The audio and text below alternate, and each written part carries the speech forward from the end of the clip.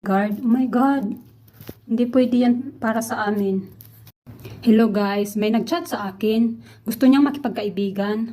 Sabi ko, may trabaho ka ba? Sabi niya, meron. Tinanong ko agad, magkano ba yung sahod mo? Sabi niya, 12K. Na-shock ko. Ha? 12K?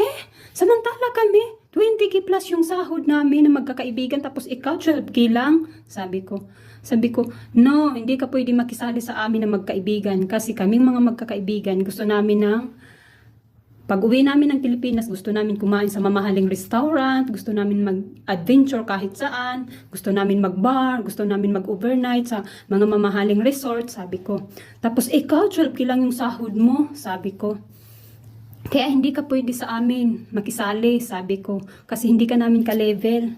Tapos tinanong ko agad siya, ano bang trabaho mo? Sabi ko. Sabi niya, security guard.